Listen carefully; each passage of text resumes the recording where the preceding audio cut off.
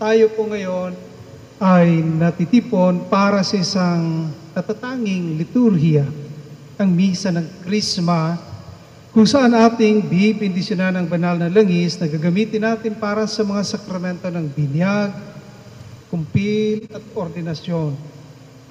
Bibindisyonan din natin ang langis para sa mga may sakit. At sa liturhiyang ito ay panibaguhin din o sariwain ng ating mga pari ang kanilang mga pangako sa pagkapari. Ang liturhiyang ito ay karaniwang ginagawa tuwing Huwebes Santo ng umaga. Ngunit dahil sa layo ng mga parokya kung saan kailangang naroon ang mga pari sa panahon ng Paschal Triduum mula Huwebes Santo ng gabi hanggang Linggo ng pagkabuhay, kaya po natin ito ginagawa na mas maaga. Hayaan po ninyong ituon ko ang aking pagninilay tungkol sa pagkapari, lalo na ang mga pari na naririto ay magpapanibago o magsiriwa ng kanilang mga pangako. Alam kong mataas po ang pagtingin at paggalang ninyo sa ating mga pari at nararapat lamang ito sapagkat ang mga pari ay hinirang bilang mga kinatawan ng Diyos. Sa katunayan, ang banal na langis na ating pagpalain ngayon ay ginagamit upang pahiran ang isang taong inoordinahan bilang pari. Ang langis na ito ay nagpapahiwatig ng isang napaka-espesyal na katangian ng isang pari. Siya ay pinahiran para sa kabanalan. Ang mga pari, bagamat tao, ay may panawagan na mamuhay ng banal. Ang banal na langis na hinaluan ng pabango ay dapat magtaglay ng bango ng kabanalan sa bawat pari. Gayunpaman, ang mga pari ay nananatiling tao at dahil dito, mayroon pa ring bahid ng kahinaan na nagiging sanhi upang maging marupok para makagawa ng kasalanan. Sa katunayan, sa pagpupunyagi para sa kabanalan, ang mga pari ay madalas na nasusugatan at nagkakaroon ng mga naiwang peklat sa kasalanan ito. Dito nagkakaroon ng kabuluhan ang pagsariwa ng aming mga pangako. Ibig sabihin, hindi panandalian o isang overnight na gawain ang pagpapabanal.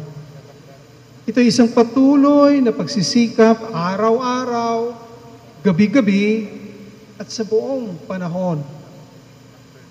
Ngunit, meron sana akong pakiusap sa inyo, mga minamahal kong mga pari dito sa ating bikaryato. Hayaan po ninyong ituon ko ang aking address para sa kanila ngayon. Ngayon ay araw nila. 3 bagay po ang gusto kong sabihin. Una, sana po sa paglipas ng panahon ng ating pagsisikap ay dapat lumalago tayo sa buhay kabanalan. Ibig pong sabihin na tayo ay lalong bumuting tao at lalong naging banal na pari sa pagpatak ng oras at mga araw ng ating buhay. Ang ibig ko lang pong sanang sabihin ay huwag po sana tayong tumatandang paurong, naging bugnutin, tumitigas ang ulo, at mahilig magpakalat mga negatibong mga puna at komentaryo sa iba. Huwag po sanang mangyari na parang wala tayong pagkakaiba sa mga marites sa parokya. Dapat sumasalamin sa atin bilang taong banal ang ngiti ng saya na bunga ng pagkilala sa presensya ng Diyos sa ating buhay.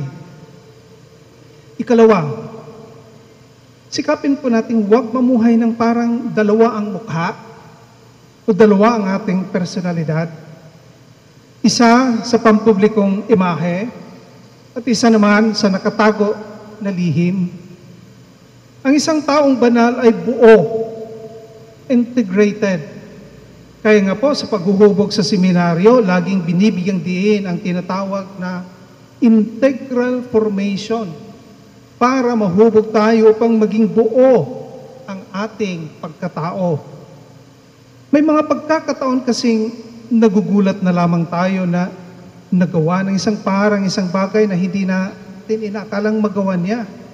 Samantalang ang ganda naman ang imahe na lagi niyang pinapakita sa publiko. Ang hindi natin alam, may isang persona pala siyang tinatago na kung hindi pumutok ang isang pangyayari, ay hindi natin matuklasan ito. Ngunit, ang isang banal na tao ay buo sa sarili, sa kanyang panlabas at kaloob-loobang pagkatao. Walang pagkakaiba. What you see is what you get. Ika nga. Pangatlo, ay ang hindi natin pagkadikit sa mga material na bagay. At nakakatuwa naman na hindi isyo dito sa ating dekaryato ang tungkol sa maluho at marayang buhay bilang pari. Saksi po ako sa pagiging payak ng inyong pamumuhay. Ganun pa man ay mahalagang mag-ingat tayo na hindi mabago ang ating ugali.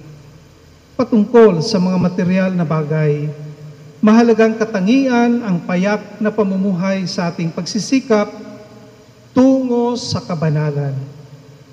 Mga kapatid kong pari, ngayon ay panibaguhin muli natin ang ating pangako nung tayo ay inuordinahang pari.